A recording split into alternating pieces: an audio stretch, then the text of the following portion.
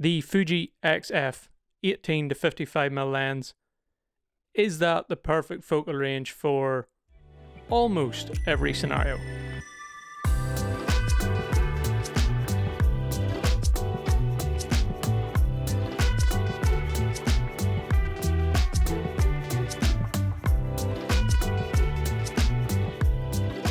What's up guys, welcome back to the channel and another video. And first off, apologies for being indoors again. You might be able to hear Storm Franklin out there doing its thing. Really blustery, lots of rain, bit of snow thrown in there too.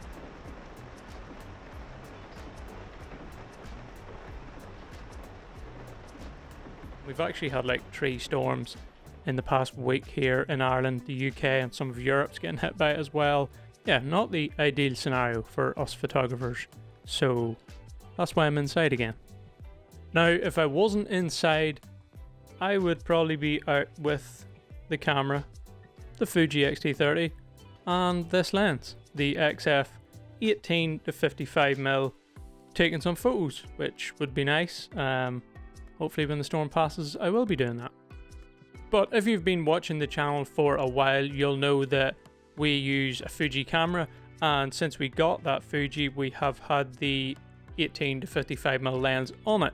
We've took a lot of different photos, made a lot of videos, and it's all been using this lens. We have taken quite a variety of photos with this lens, from landscape shots to portrait shots, some product shots, just lots of different types of shots. So I think we've put it through the paces and used it in pretty much every scenario you might want to use a lens in, I think. And although we use it and I mention it in a lot of videos, I haven't really talked that much about it and whether I think it's good for what we do or not, so that's what I'm gonna do. So since we've started using this lens, I'm gonna set it down now because I'm just gonna end up dropping it. So yeah, since we've started using our Fuji with that lens, I honestly can't recall too many times where I really felt like it wasn't the right lens for the scenario. There's maybe been a few, but generally it does the trick. Pretty much every time I feel like within that 18 to 55mm focal range, obviously it's APS-C, so on full frame it's 27 to 80mm-ish, something like that. But anyway, let's forget about that. But yeah, I always feel like within the 18 to 55, I can always frame the shot in most scenarios how I want to, if you know what I mean. So at the wider end, around 18mm, I can get shots like this. And I can't remember exactly what I wanted to get in frame with this shot. I wanted to get the red door on the right in frame, I wanted to get the lamppost on the left. Obviously we have the tree in the center, and then there is the taller building to the right with the lamppost on it as well. And I wanted to get some road in the foreground leading up, so there was enough space to sort of follow the road up to the tree. And as you can see, I was easily able to do that. This shot was actually took spot on 18mm, so as wide as the lens can go. And there isn't really that warping sort of fisheye sort of look when you go too wide, which I don't really like. I don't really like super wide angle lenses just because it has a bit of a strange look to me. Yeah, I think 18mm, maybe a little bit wider is kind of as far as I would want to go. Another shot that is on the wider end is this one. I don't think this one was just as wide as 18mm, but it was pretty close. I think it's pretty clear to see what I was trying to do with this one. I was trying to frame the entrance with the arch, and then I wanted to leave a little bit of room at the top because the building had obviously started to crumble apart, and I thought the top part where you could see where the roof had fell away was just kind of cool to keep that in the shot. And with the 18 to 55mm, I was easily able to do that. So yeah, at the wider end of the lens, 18mm or in and around that, I rarely ever feel like I want to go wider, and I don't particularly like the look of going much wider than that. Maybe a little, but not too much. I don't want anything like 10mm with that fisheye look. Just not my style. Now, if you're more of a traditional landscape photographer, you might want something a little bit wider if you're including a lot of foreground elements to your photo, which a lot of landscape photographers do. You can get it with this lens, but you may want something just a little bit wider.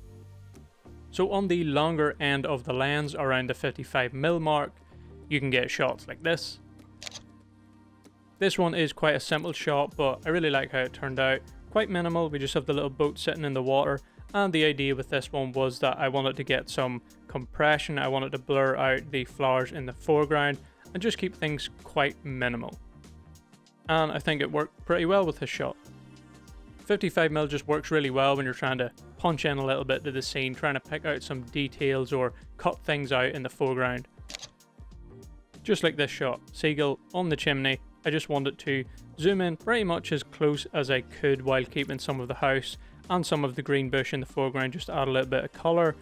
And I also wanted to leave enough sky to keep that minimal look to it. And I think 55mm worked pretty spot on for this one.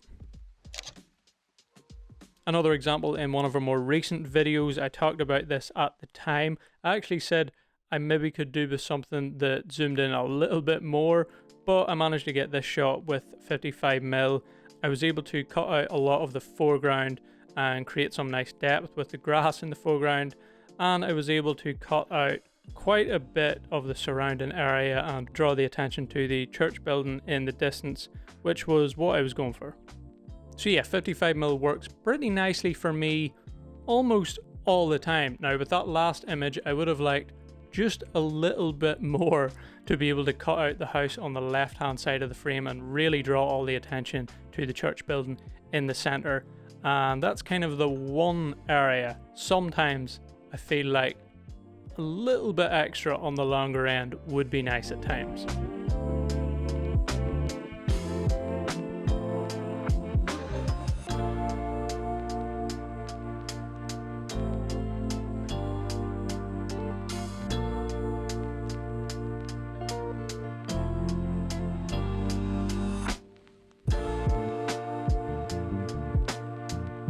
Now you may be wondering, if we've only had the 18 to 55mm on our Fuji, how would we know that this lens is very versatile and works in a lot of different scenarios? Well, we do have a Sony, which I'm actually filming on now. We've had it for quite a few years, and until we upgrade to maybe an XS10 or an XT4, we use it for some video parts. And it does have a crazy built-on zoom lens. I think it goes from... so I need to cut in here for 1 sec. I have no idea where this part of the video clip went. Just seems that the camera stopped recording for absolutely no reason.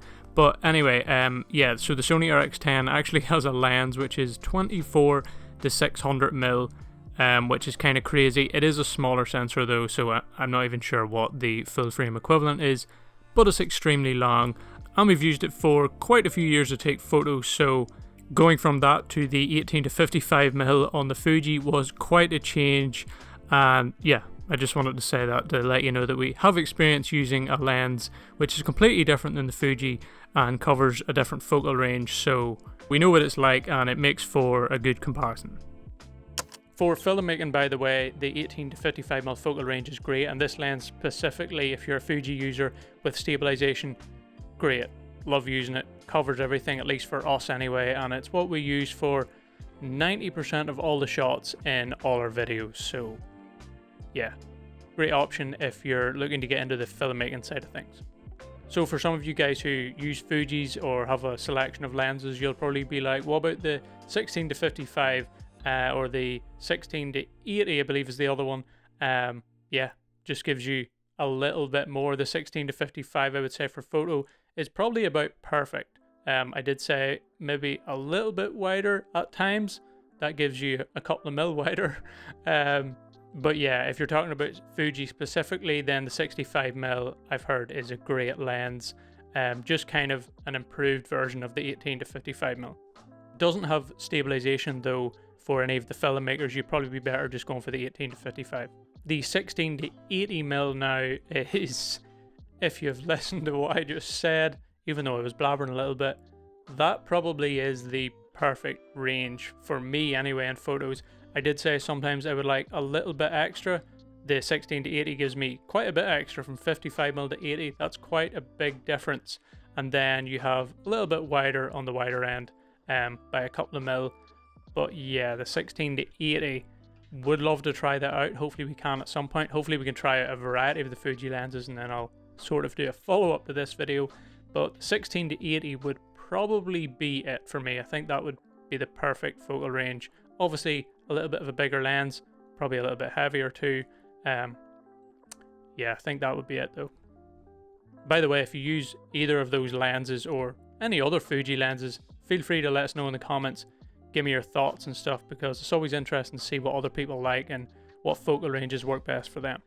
And it doesn't have to be Fuji either. This video is obviously kind of about this lens, but kind of more about the focal length. So if you're a Canon user, Sony user, Nikon, whatever it is that you use, still drop your thoughts below. It's more about the focal length than the specific lens, even though I've talked a little bit about the specific lens.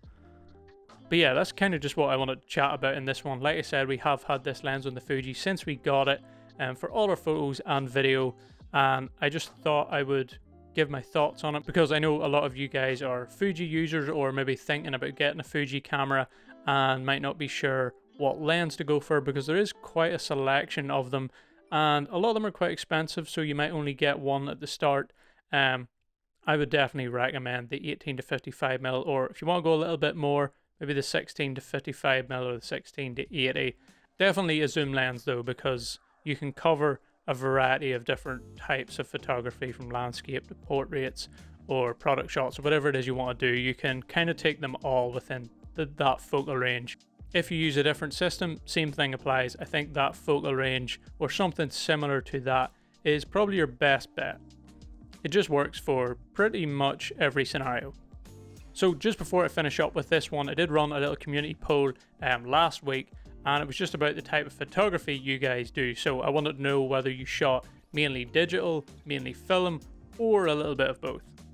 And there was quite a few votes on this one, and I'm actually a little surprised. So I'm not surprised that most of you shoot digital. 68% in fact shoot mainly digital, which I think just makes sense. Actually 29% shoot both. That was actually surprising. I thought it would be a little bit lower. I thought there would be less people shooting film these days. I know it has made a big return, but it definitely is a lot more of a complicated process, and it's also more expensive. So it's actually quite cool that a lot of you still shoot both digital and film, and then we had 3% shoot mainly film. Film alone is, as I'm finding out, is quite an expensive hobby. It turns photography into an expensive hobby, but there definitely is something about shooting film which is just cool. It's just the process of it is very satisfying. For any of you guys who do shoot mainly digital, I would recommend at least giving film a go at some point, just to sort of get the feeling of what it used to be like to take photos. I'd be surprised if you don't enjoy it, but yeah, just wanted to know, because obviously I have a few film photography. We got the film camera and I have a few film photography photo vlogs coming up, and I will continue to use the film camera, and maybe I'll get a 35mm or another one at some point. I feel like I almost kind of want to collect them already and use the different ones, because each camera has just seems to have a different feeling about it. I don't know, there's something about film photography and the little bit I've done so far that has really drawn me in. But yeah, thanks for voting in the poll for all you guys that did. It's just interesting to see the results. Once again, just before we finish, I'll mention about the Discord. If you want to jump in, just chat about your photography, filmmaking, drop your photos in. We will be doing another live stream very, very soon, possibly within the next week. It might be the next video after this one. So if you want to drop into the Discord and share some photos, we can chat about them in the live stream and stuff. So yeah, the link will be in the description for that. Hopefully you found this one helpful in some way or other. I did want to be out taking photos, and I'm currently working on the photo vlog. There's actually 2 in the pipeline, and 1 is sort of half edited and stuff, so that will be coming soon. But hopefully you found this one helpful. If you did, make sure to give it a thumbs up. Consider subscribing to the channel if you want to see more. And yeah, as we always say, take it easy, don't be a stranger. Oh, by the way, for any of you missing Christina's little face, she has not disappeared completely from the channel. We're visiting parents, so we're in separate houses at the minute, but she will be back on the channel very soon. there were a few people who commented on a recent video when we were back together doing a video that were glad to see the two of us again. So, yeah. Would it be the same if it was just Christina though, and I was missing? Would anybody be worrying where I was? See ya.